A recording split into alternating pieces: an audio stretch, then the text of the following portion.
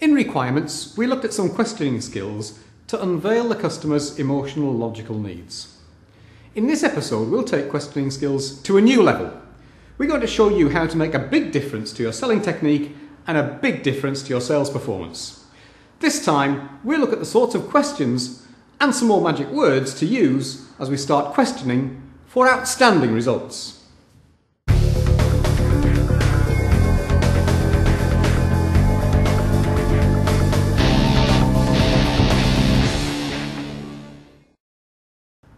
We know by now that emotional need is the strongest motivator for people to take action.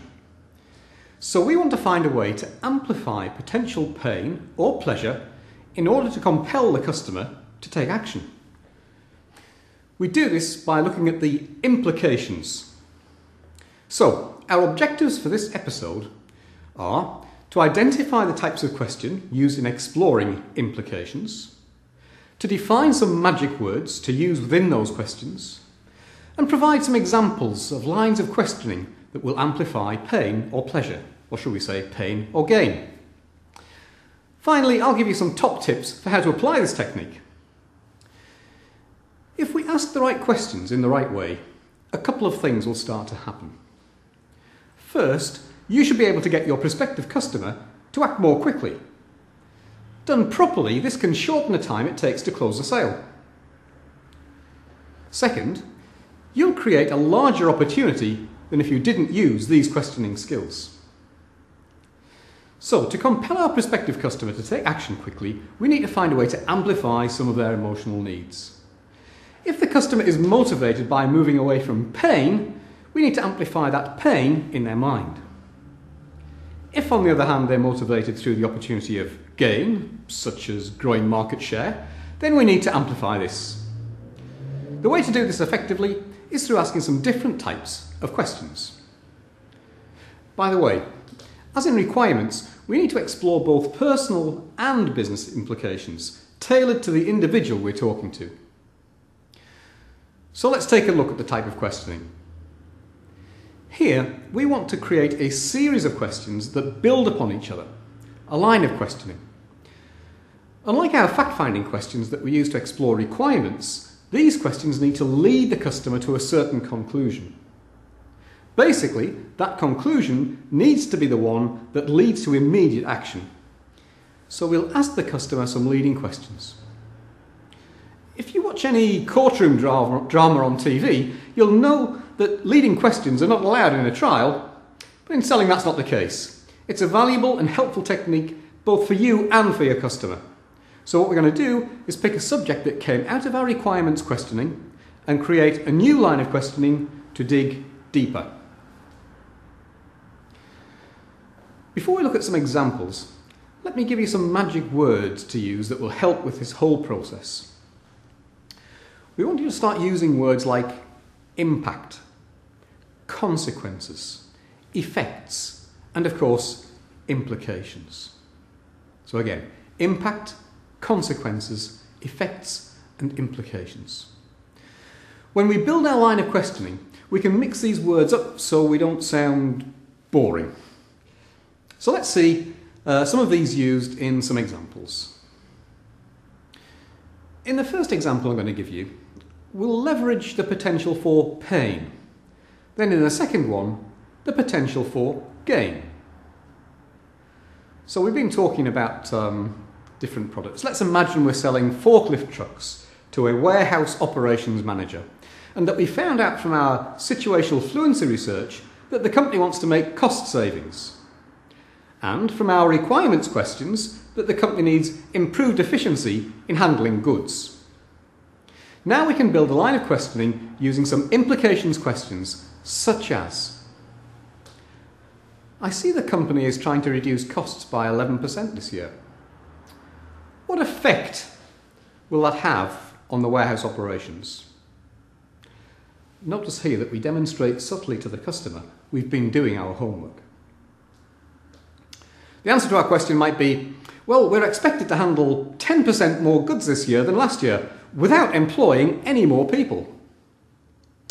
Okay, let's build on this. We'll use a second question that leads down the path of potential pain for the customer. Something like this. I see. So what would be the consequences of not meeting that 10% figure? The answer this time comes, well, it means we'd be struggling even more against our competitors.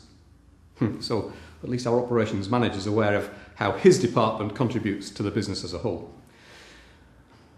So finally we can ask, and what would be the implications of being uncompetitive in your market?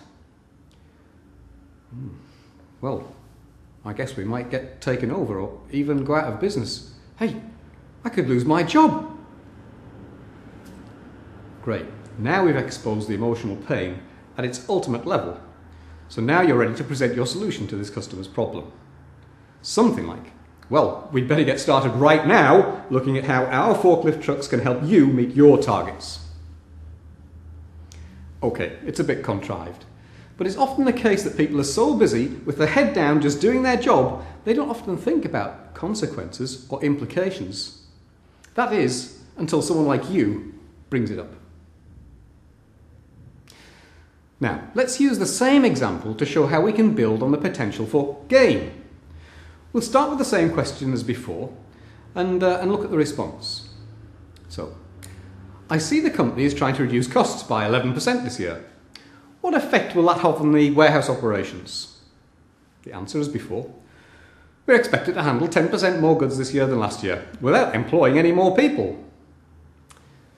This time we'll say, okay, what will be the consequences of meeting or exceeding that target?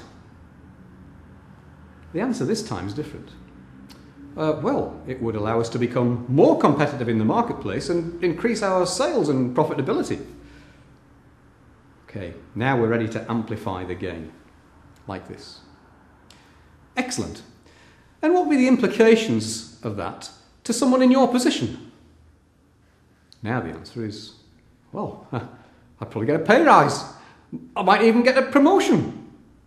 So now you say, fantastic.